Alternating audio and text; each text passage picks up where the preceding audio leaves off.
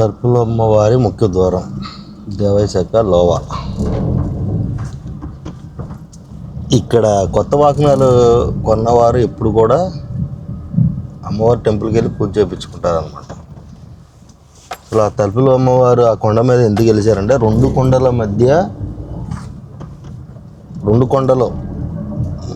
మధ్య వెలిసిన దేవత అనమాట తలుపుల అమ్మవారు. ఏంటంటే అడవి ప్రాంతంలో ఉన్న ప్రజల్ని కాపాడుతా ఆవిడ అక్కడ వెలిసిందని ఇక్కడ వీళ్ళ నమ్మకాలు. పవర్ఫుల్ దేవత అంట. దేవస్థానం టెంపుల్ ఇటేనండి. ఓకే సరే అండి.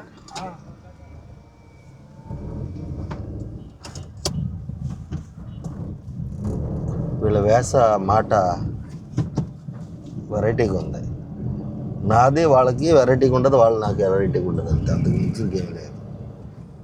కొండ మీద మట్టుకు టెంపుల్. ఇక్కడ చెక్ పోస్ట్ ఉంది. బాబాయ్ ఎంత తీసుకుంటాడో ఏంటో. లారీకి ట్రాన్స్పోర్ట్కి 75 100 చూద్దాం. టోల్ గేట్ల మట్టుకు బలి పెడుతున్నారండి వీళ్ళు.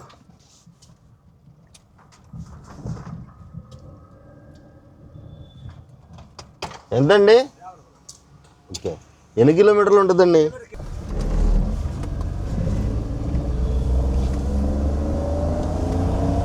నేను అనుకున్నట్టే కాదండి.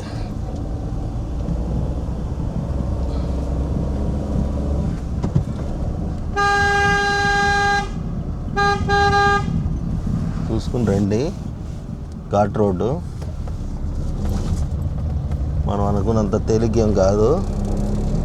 డ్రైవింగ్ వచ్చిన వాళ్ళకి తేలికెళ్ళండి. నాకంటే కొంచెం డ్రైవింగ్ తక్కువ కాబట్టి మీకు మళ్ళీ నార్మల్గా పైన నార్మల్గానే ఉంది.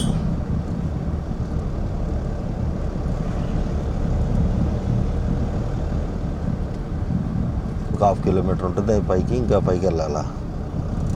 దిగేటప్పుడు కానీ స్లోగా రండి అంతే. మళ్ళీ పార్కింగ్ ఏమైనా టోకెన్ అటు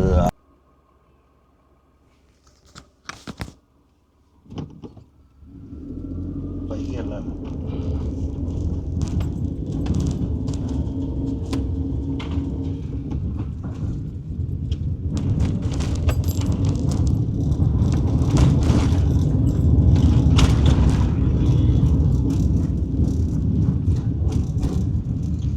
రెండు కొండల మీద ఉంది అమ్మవారు.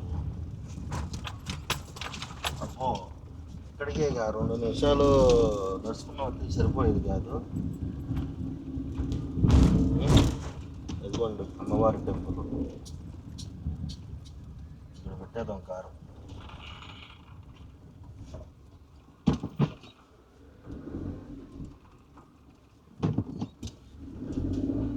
కార్ పార్క్ చేసుకుంటా కూడా ఉందండి స్థలం.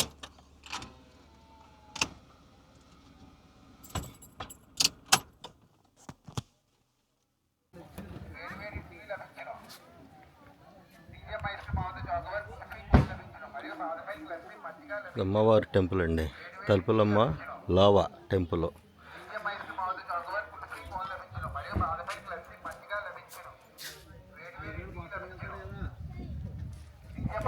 ఇక్కడ మామూలుగా కొత్త వాహనాలు కొన్న వారికి ఇక్కడ వచ్చి పూజలు చేసుకుంటే మంచి జరుగుతుందని వీళ్ళ నమ్మకం అండి.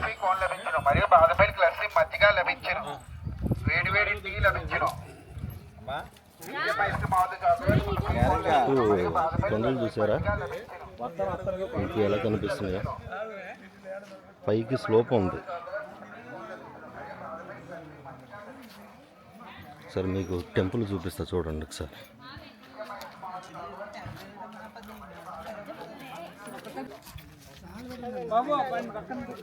చూడండి, స్టెప్స్ ఉంటాయి. ఒక 50-60 స్టెప్స్ ఉంటాయి పైకి. మనం ఎక్కడ టోకొండ మధ్యలోనే అమ్మవారు వెలిసారు. టెంపుల్ మనం వెళ్తున్నాం.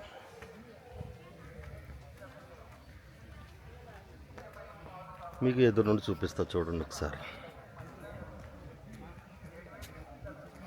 గోపురం.